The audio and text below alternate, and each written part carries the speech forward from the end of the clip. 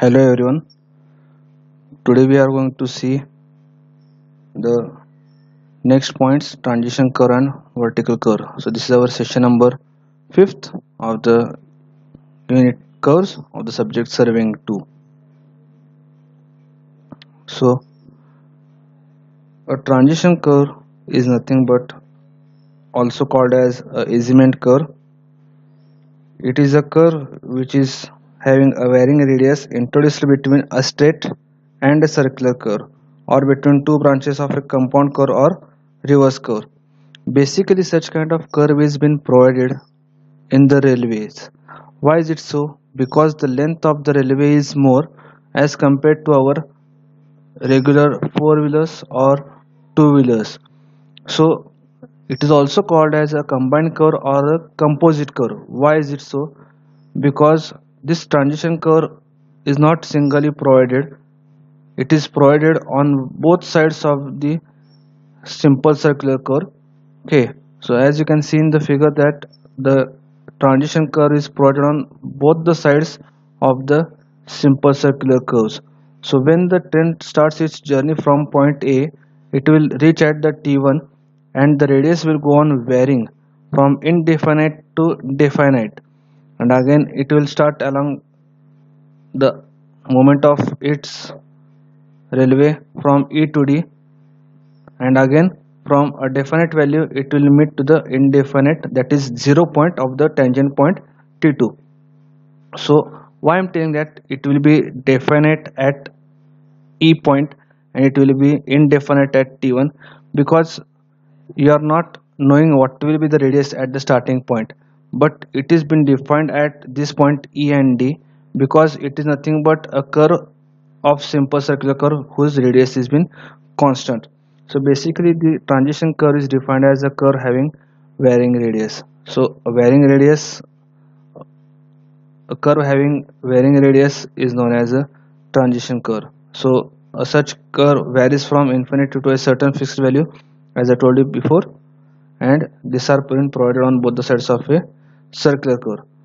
So there are certain objectives of providing such kind of vertical curves, transition curves. Okay, so we'll see one by one. So they are being provided for the following reasons. First, to provide the super elevation gradually from 0 at the tangent points to a specified amount on the circular curve. Second, to maintain a constant proportion between super elevation and the rate of change of curvature. Third one, to avoid overturning of the train. And fourth one, to minimize wear and tear of a rail section due to unusual friction at the point of turning. So what is the meaning of this first point, that is to provide the super elevation gradually from the 0? In the case of the rail section of the road section, the super elevation is nothing but rising of the outrage of the corresponding object or the road with respect to the inner edge.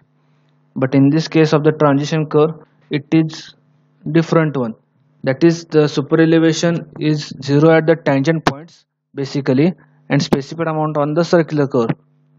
Okay, and again these transition curves are being provided in order to avoid the overturning of the train and wear and tear of the railway sections, and also it has been provided in order to have a proper functioning of the railway, that is to provide comfort to the passengers which are traveling through the railways. It is not the case just like doing a drift of a car, which has been done in the case of the driving races. Next, we'll see what are the requirements of a added transition curve. So the amount of super elevation should be attained exactly at the junction of the circular curve. Next, the rate of change of super elevation should be same as the that of the curvature. Third, the radius of the transition curve should be equal to that of the circular curve exactly at the junction, which I told you previously, that is at the T1 it is different, and it will be same of that of the circular curve at the point E. I have shown in the figure previously, that is this point. Okay,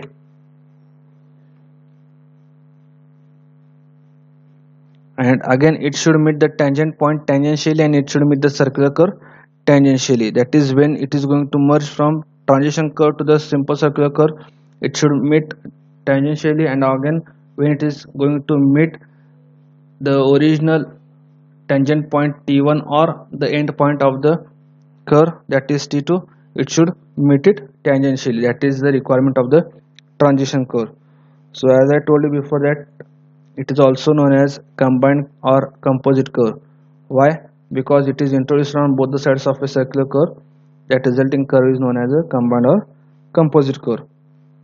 So now moving further, we'll see what are the methods of finding the length of a transition curve. So basically there are three methods. Okay, first one is adopting a definite rate of superelevation, second is considering arbitrary time rate of superelevation, and third one is the considering rate of change of radial acceleration. So we see one by one. So in this case the definite rate of superelevation is adopted as 1 in n, where n is the horizontal distance and 1 is the vertical distance. So the value of n varies from 300 to 1000. The formula for calculating the length of the transition curve by adopting a definite rate of superelevation is capital L is equal to small n into h divided by 100 in terms of meters. So where h is the amount of superelevations in centimeters. Okay. Next one, by considering arbitrary time rate of superelevation. So formula is capital L is equal to small h into v divided by x, where small h is the same amount of superelevation, capital V is the speed of the vehicle in meters per second, and x is the time rate in centimeters per second. It varies from 2.5 to 5 centimeters per second. And last one, by considering rate of change of radial acceleration. So for that purpose, when the car is moving on a circular curve, or the railway is providing or traveling on the transition curve, its radial acceleration is v square upon r. Okay, then we are supposed to calculate the time taken by that vehicle to cover the transition curve. So it is L upon V, and time taken to attain maximum radial acceleration is calculated by making the formula v square upon k into r. And finally by combining these two equations we get the length of the transition curve equal to v cube upon k into r. Okay, this is all about the transition curve. Okay, next we'll move to the further point, that is vertical curves. So till now we have seen that the curve which is being provided in the case of the horizontal plane, they are called as the horizontal curves. Now it is not the case that the gradient of the road will be same throughout its traveling distance, so it has to change its gradient. In that case, when two different gradients meet at a point along a road surface, it is supposed to form a pointed at the apex, sharp pointed, it is been formed. So unless and until that point is been rounded off, the car cannot move along that apex point. Okay, so why it is to be sharp, it is to be rounded off for smooth moving of the vehicles only, the apex is to be smoothened. Okay, so that is nothing but a smooth curve which is provided in a vertical plane, it is known as a vertical curve. So now basically it is determined or expressed in terms of gradient. There are two methods of expressing. First one is in terms of percentage, for example 1%, 1.5%, and second one is in as 1 in n, where n is the horizontal distance and 1 presents the vertical distance. Okay, for example 1 in 100. So for a horizontal distance of 100 meters, 1 is the vertical distance. Similarly, for a horizontal distance of 200 meters, 1 meter is the vertical distance, and so on. Next parameters should be taken into consideration for calculating the length of the vertical curve is the rate of change of grade, that is gradient. Basically, while calculating the length of the vertical curve, minimum sight distance is the main factor which is supposed to be considered while calculating the length of the vertical curve. Okay, why is it so? Because when a car is traveling from a certain gradient to the different gradient, the another car or the object which is traveling from the another side will not be visible. So in order to match that, or in order to know that value, we are supposed to know the rate of change of grade.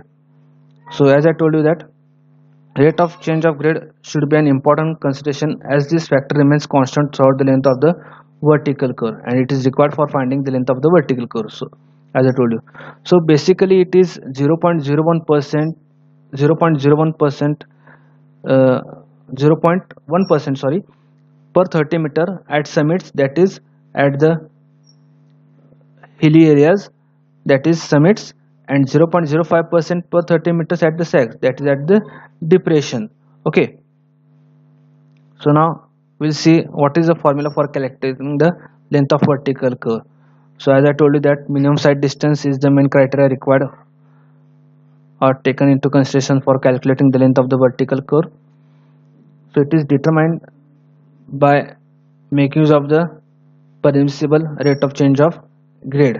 Okay, so the formula is ratio of change of grade divided by rate of change of grade.